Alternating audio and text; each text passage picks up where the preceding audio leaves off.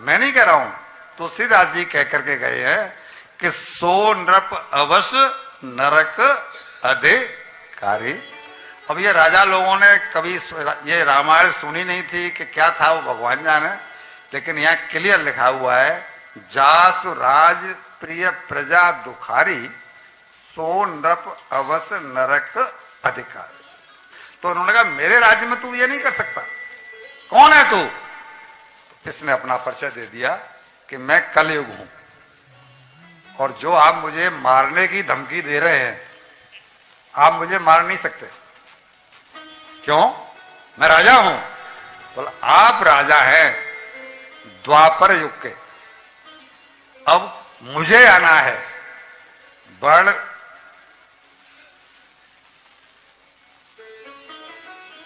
आप इसे ऐसे कहिए कि जो 4 युग की कल हमने बात करी थी, 4 युग के हिसाब से द्वापर बीतने को है, कलयुग को ही आना है, तो अब मुझे आना है और मेरे राज्य में यही होगा।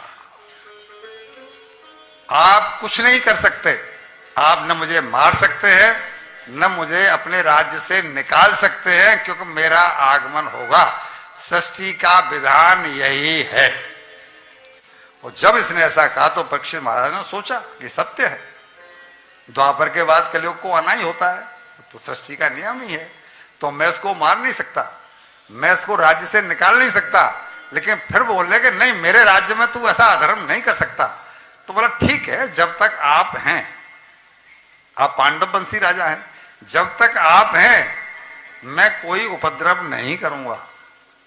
आप ऐसा करिए कि मुझे कुछ ठिकाने बता दीजिए, मैं उन ठिकानों पर जाकर के और सुख से रहूंगा।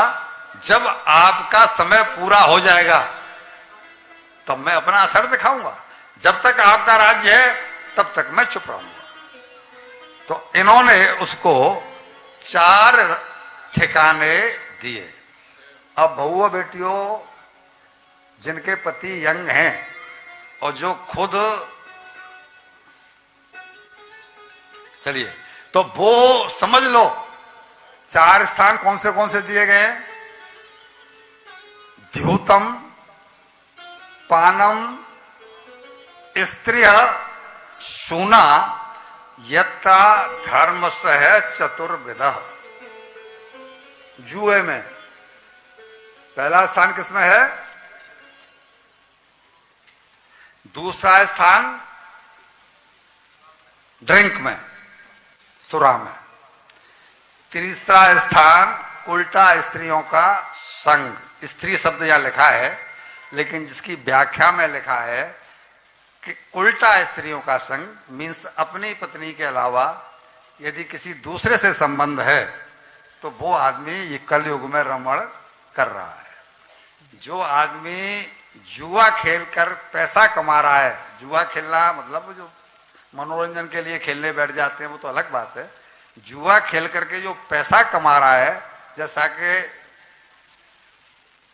नेपाल वगैरह में वो हैं जुआगर हैं, वहां जुआ होता है, पैसा कमाते हैं लोग, उस तरह का जुआ और सुरापान, उल्टा स्त्रियों का साथ।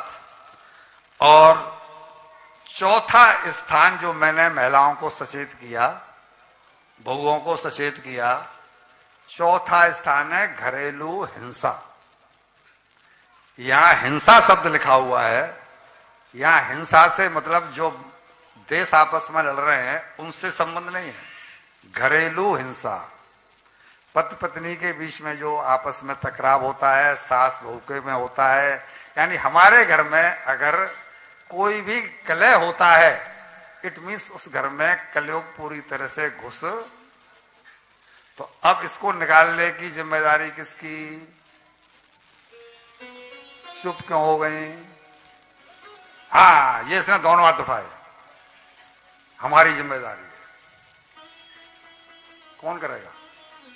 कलेश किसकी वजह से है? तो जब हमारी जिम्मेदारी है तो हम उस काम को करें। घरों में अगर कहीं पर ये कलह है तो समझ लो कि उस घर में कलयुग प्रवेश कर चुका है। जब इन्होंने चारों स्थान दे दिए तो अब कलयुग कहता है कि राजन आपने मुझे दिया क्या?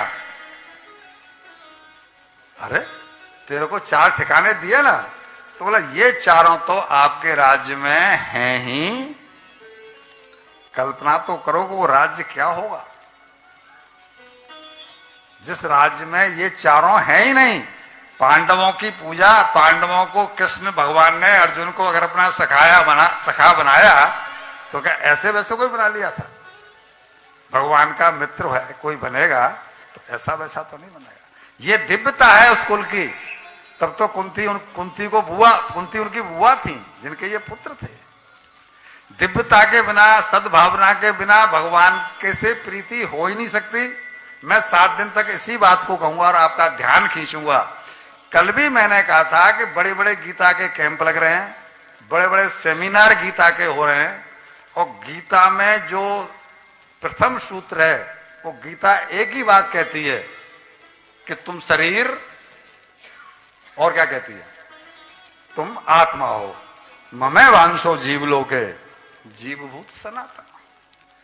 तुम शरीर नहीं हो, तुम शरीर मान करके बैठे हो, तुम आत्मा हो, और तुम आत्मा हो, मैं परमात्मा हूं, इट मीन्स तुम मेरे अंश हो। तो अब बताइए कि गीता गले में उतरेगी कैसे गृहस्थ व्यक्ति के में?